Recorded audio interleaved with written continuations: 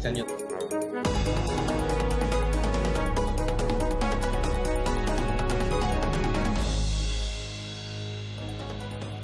Son las 5 de las 7, son las 7:32 de la noche, y después de haber hablado sobre las consecuencias económicas, sociales y comerciales de las medidas anunciadas esta tarde por el presidente de la República, vamos a hablar sobre el aspecto médico y epidemiológico, y lo vamos a hacer con el doctor Percy Minaya, a quien doy la más cordial bienvenida a RPP. Muy buenas noches, doctor Minaya. Muchas gracias y muy buenas tardes o buenas noches ya, Fernando. Yo quisiera comenzar preguntándole si es que sabemos a qué se debe el alza de las cifras epidemiológicas hasta el punto que se reconoce oficialmente ahora que estamos ante una segunda ola.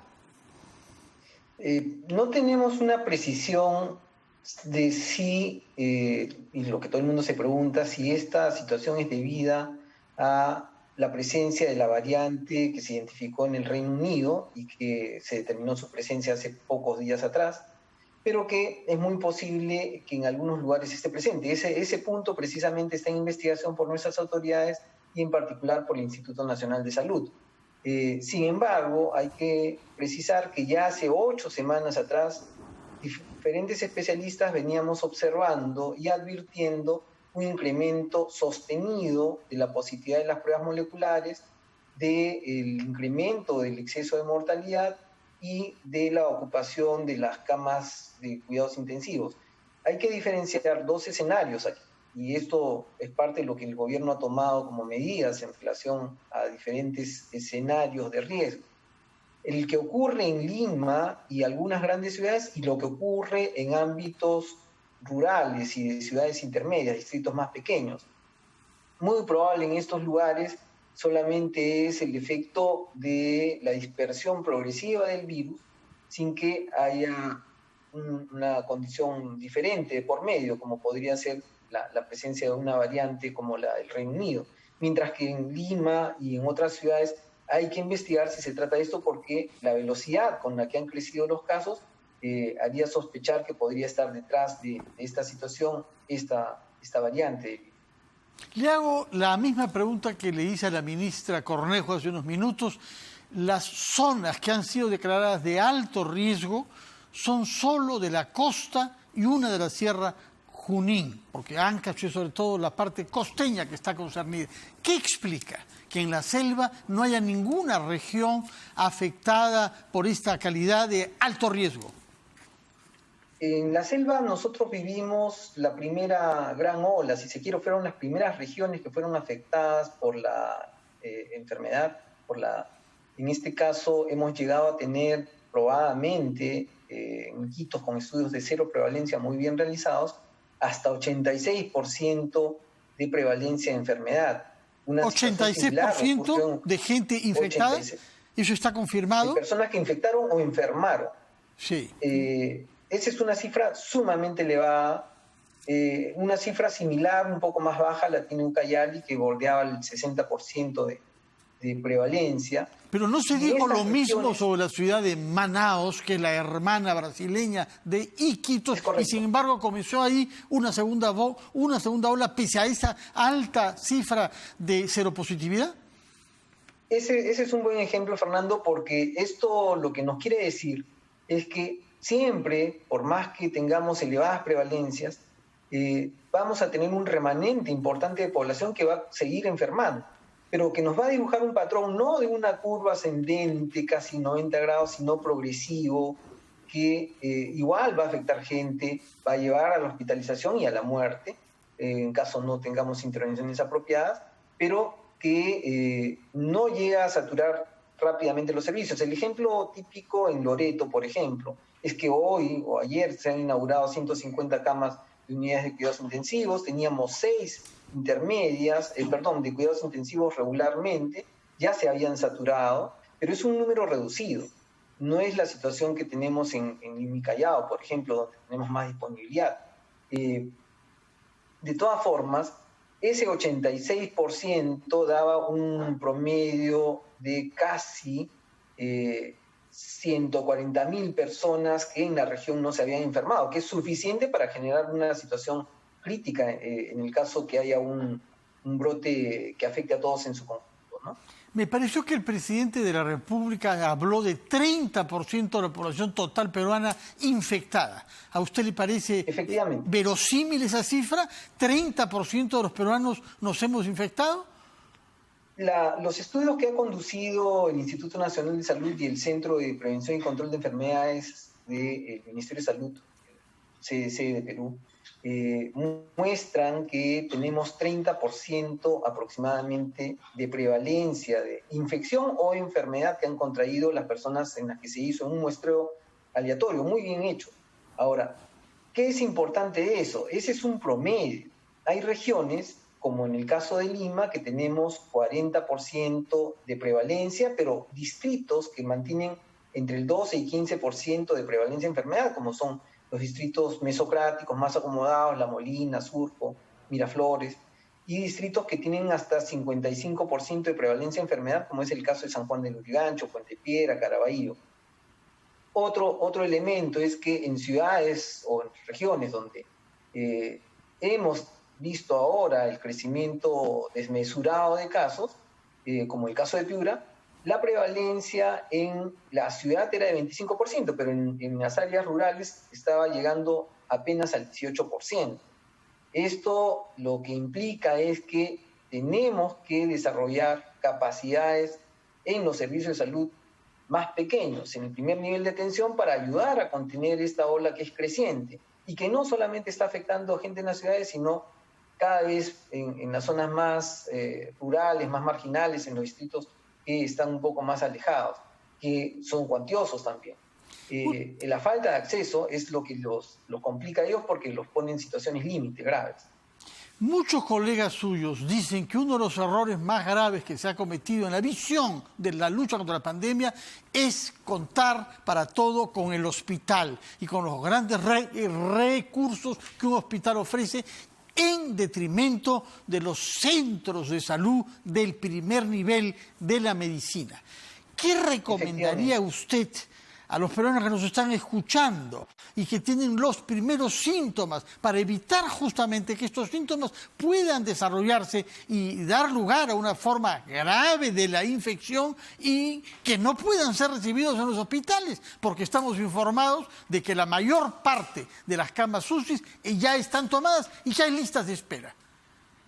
Efectivamente. Fernando, yo creo que las recomendaciones tienen que ir en dos sentidos. La primera es a nuestro sistema de salud, a nuestras autoridades. Nosotros todos estamos discutiendo en estos días cómo es que las camas UCI se van reduciendo en términos de la oferta, de la capacidad, porque estamos saturando, ¿verdad? Todos sabemos cuántas camas hay, sabemos que son alrededor de 1.650, que estamos en 98% o más de tasa de ocupación. Pero no sabemos cuántos establecimientos de primer nivel están abiertos, cuántos de ellos tienen concentradores de oxígeno o balones de oxígeno, cuántos de ellos disponen de personal. ¿Por qué? Porque no estamos llevando un registro de monitoreo que permita informar a la población cómo están esos recursos, a dónde puede acudir. Eso es una necesidad. Y lo digo porque eso grafica la forma como le estamos poniendo un énfasis muy importante, y por cierto que lo merece, el hospital. Pero es el último punto donde vamos a llegar cuando estamos sumamente complicados. La contención tiene que hacerse en el primer nivel. Y ahí, ¿qué cosa es lo que necesitamos tener? Y usted lo dice bien. ¿Qué cosa recomendaríamos? Necesitamos campañas comunicacionales que no solamente nos hablen de la prevención. Hoy día nuestra población tiene una pandemia en curso. Tenemos altas tasas de afectación y la gente no conoce bien la sintomatología de alerta, no solo de alarma, signos de alarma, como son fiebre continua, dolor torácico creciente, dificultad respiratoria, que es lo más popular. Fiebre continua, dolor torácico. Dolor torácico, dificultad respiratoria, agitación cuando uno camina, y en las personas adultas mayores que no desarrollamos necesariamente los mismos síntomas que las personas un poco más jóvenes, podemos tener una condición letárgica, es decir, desorientación, no vamos a poder diagnosticarle ellos con los mismos síntomas. Cuando hay esas condiciones, ya significa que estamos empezando a hacer complicaciones. Lo importante es que podamos acudir a un establecimiento de salud y que en puedan medirnos lo mínimo, la oximetría de pulso. Saber Pero eso lo puede medir uno en su casa o debería medirse en una farmacia. ¿Por qué no se hace una campaña masiva para distribuir los oxímetros de pulso? Una recomendación que dimos hace mucho tiempo, desde una responsabilidad regional, era que el oxímetro de pulso debería ser entregado por el Seguro Integral de Salud o por el Seguro Social, si corresponde, cualquiera de las aseguradoras y las privadas también, a cada uno de sus asegurados. Es un costo mínimo el que tiene y todas las familias deberían disponer de uno para poder medir la saturación, no solamente del asegurado, sino de los derechohabientes que viven con ellos. De esa manera podríamos rápidamente tener una capacidad de seguimiento y diagnóstico. Pero decía que es importante que cuando se tienen estos síntomas se concurra al primer nivel de atención, porque mientras más pronto se empiece el tratamiento de estas condiciones, ya de estos síntomas que anuncian la severidad, deberíamos nosotros tener la capacidad de yugular, de disminuir el avance del cuadro, de manera que no todos lleguemos a necesitar oxígeno y no todos terminemos en una UCI. No hay por qué llegar a ese nivel.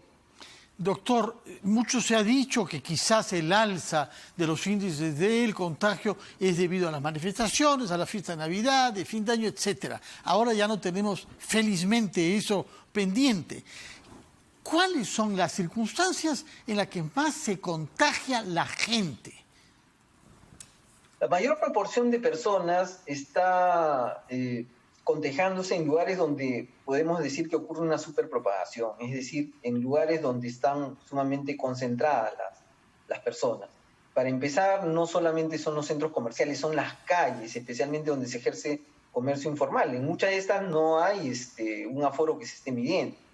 Pongo como ejemplo Mesa Redonda, Gamarra, el Mercado Central. Pero podríamos hablar de las primeras cuadras de la avenida Bancay, en Lima también, y seguramente en cada lugar, yo he visitado algunas regiones durante este momento de la pandemia, encontrábamos un lugar donde había una especie de mercado informal, una paradita, un lugar donde la gente acudía a comprar una cachina, entre comillas, y en muchos de esos lugares la gente no ejercía las medidas correspondientes, las que ha recomendado el gobierno, las que todos estamos señalando constantemente, y habían aglomeraciones.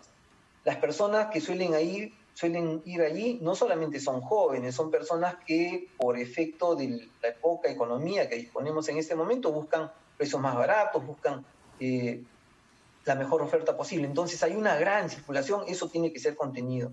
Eso es parte de lo que hay que trabajar. Igual, la precisión, está bien que hayamos definido que se reduzcan los aforos en los centros comerciales, en los gimnasios, en los servicios religiosos, en los restaurantes, porque es parte también de la situación, así como evitar que tengamos esta práctica de reuniones sociales que a todos nos gusta, por supuesto, compartir, pero en este momento en donde la transmisión está muy elevada y donde si se tratara de una variante como la del Reino Unido vamos a tener más transmisibilidad, es importantísimo que podamos controlar esta posibilidad de que nos juntemos unos con otros. Una última pregunta, doctor Percy Minaya. A las 7 de la noche esto, ¿no? ¿Cuán seguro está alguien que tiene una buena máscara bien puesta? Es decir, cubriendo la boca y la nariz y bien ajustada para que no haya un camino fácil para los virus hacia nuestros órganos. Las máscaras que se están vendiendo en este momento, las KN95, las N95, tienen suficiente poder de ajuste. Sin embargo, vemos también que la moda ha impuesto muchas máscaras con diseños especialmente elaboradas y estas no necesariamente están cumpliendo este requisito. Si bien son densas, no se ajustan a la perfección y ese es uno de los riesgos. Menos estética y más sentido práctico con las mascarillas de inspiración médica, bien ajustadas de la nariz. Así es, efectivamente. Y la segunda es, hay que utilizar también el escudo facial, ese que nos obligan a usar cuando tenemos que transportarnos en un servicio público. Pues si usted va a ir a un lugar donde hay conglomeración, sea un centro comercial, un lugar de artes escénicas, la misa, un restaurante, mientras sea posible, use ese escudo facial porque nos protege doblemente. Este tiene un poder de contener más aún que la propia mascarilla cuando la usamos las dos utensilios a la vez. Muchísimas gracias, doctor, por su tiempo, por sus explicaciones claras, precisas, y quede invitado usted para el 1 de febrero para hacer un balance de la vigencia que estas medidas han tenido, puesto que están previstas hasta el 31 de enero. Muchísimas gracias. Encantado, Fernando. Solamente hacer una precisión. Necesitamos saber de que esto va a poder sostenerse más allá de 15 días, porque el tiempo de incubación de una enfermedad como el COVID puede ser ese límite. Entonces hay que pensar en que esto podría sostenerse un poquito más de ese tiempo. Se nos ha dicho que se está evaluando cada día y que se tomarán medidas en base a estudios epidemiológicos que estarán inspirados, estoy seguro, por el mismo rigor que usted tiene, doctor Percy Minaya. Muchas gracias y muy buenas noches. Vamos a hacer una pausa, después de la cual vamos a conversar con un ingeniero electrónico que nos hablará sobre el análisis de las cifras y nos explicará el concepto de semáforo epidemiológico.